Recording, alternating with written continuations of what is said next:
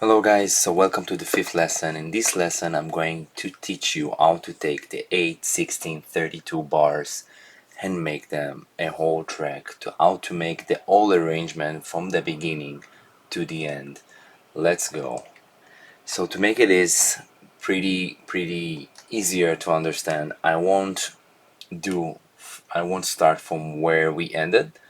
I'll just show and analyze all of my track from beginning to the end, so you completely understand how this process works. So yeah, let's say this was our 8 bars. This was our 8 bars. Sounds like this. We have anything here, all the elements, all the vocals, all the percussions, the bass line, the scenes, everything. So how we start the track. So this is my way to start my tracks, and we usually want to start them with less elements and start to build it up to the break. So first thing I do, I render this group of bass line.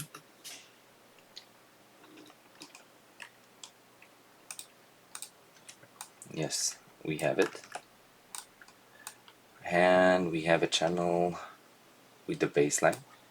We'll call it bassline no low.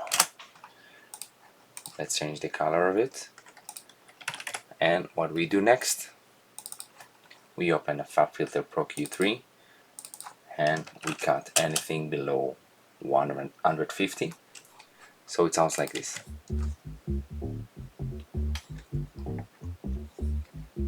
Amazing.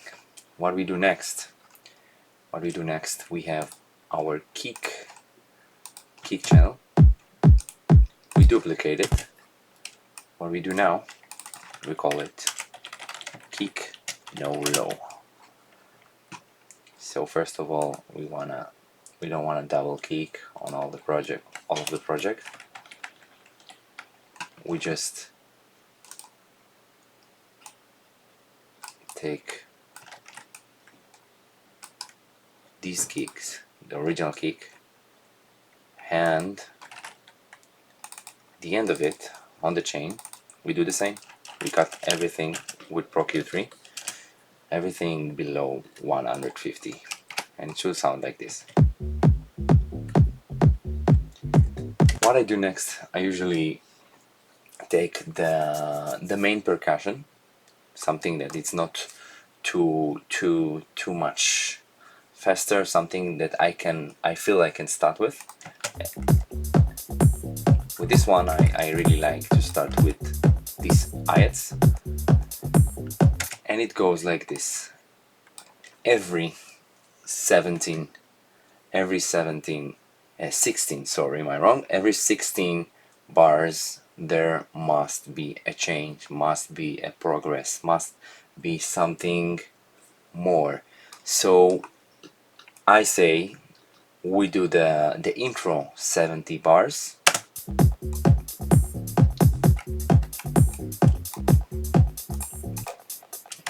Already done it, so we can hear how it goes. This is the original kick and bass line with no lows.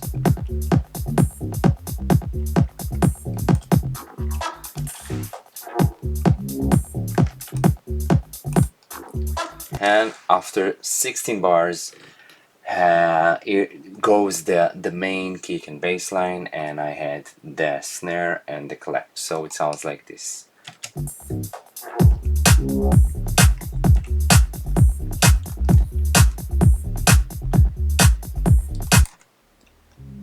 I don't know if you figure out, but I also decided to start with this synth, but is modulate with cutoff that is very quiet, so you can barely feel it, but slowly it open up, and as long as the track goes to the break, it gets more and more open.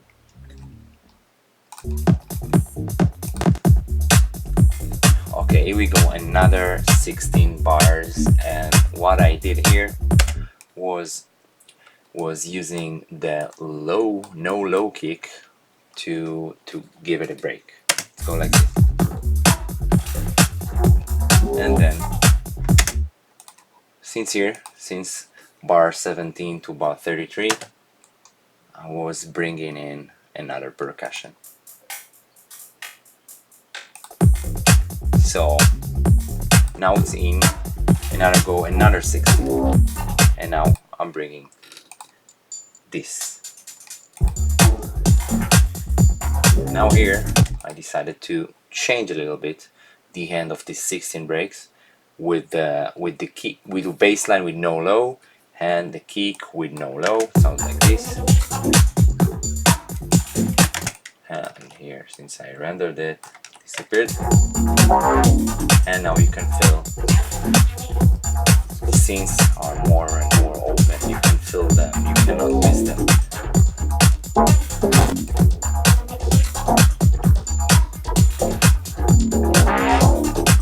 Another 16, and at this point, after I build up mostly everything, I enter with the first break.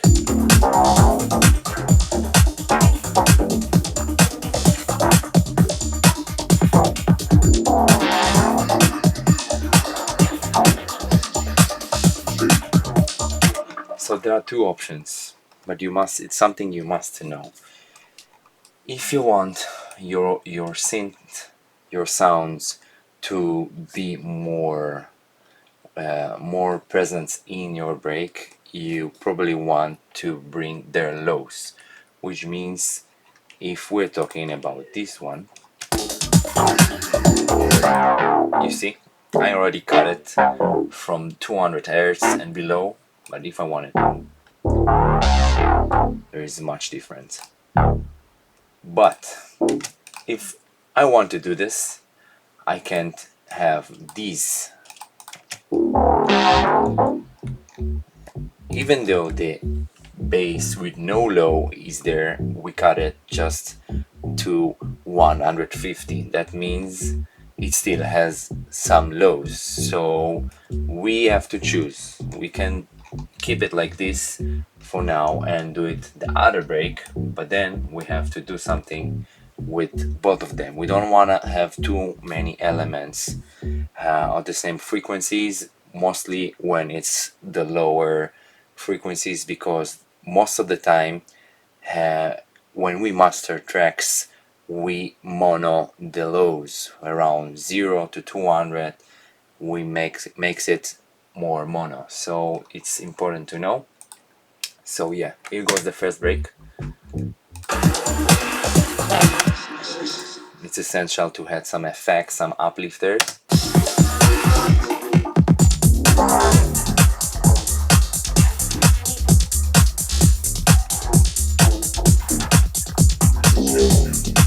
So after we had this first break, we want to keep building the story.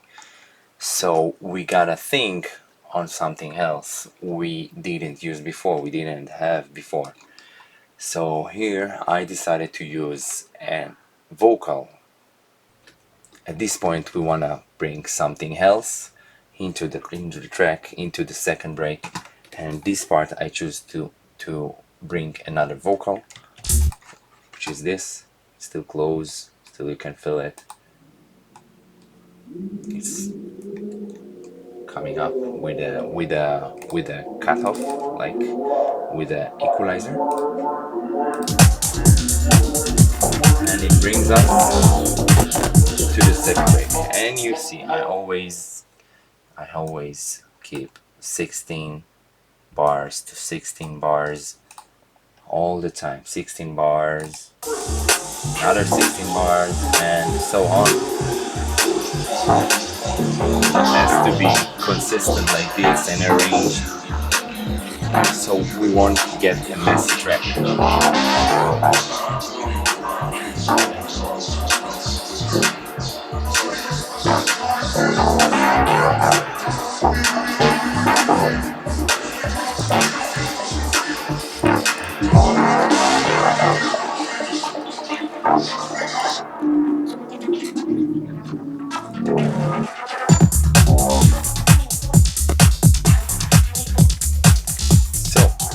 this point we are done with the second break, which for my opinion is the most important break in your track. It must be the most exciting one, the most storytelling one. As soon as we finished with the second break, we wanna keeps the power of the track, but also we wanna create the ending. So I usually give 32 bars just to keep on the story, and 32 bars to start telling the end of the story. Which means I slowly start with fading out elements.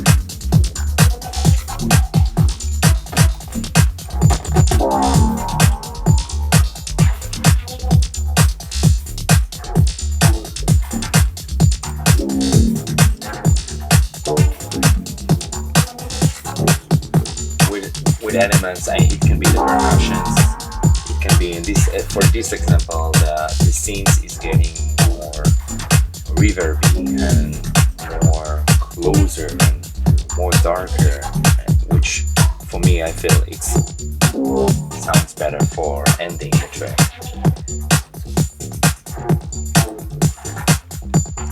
You can see I'm ending it with a low bass.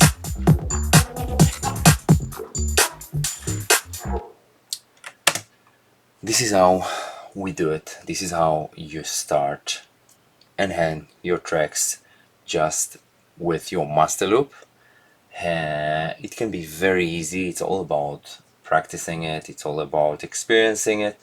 It doesn't have to be like this. You can do it in your ways, but as long as it has the right arrangement.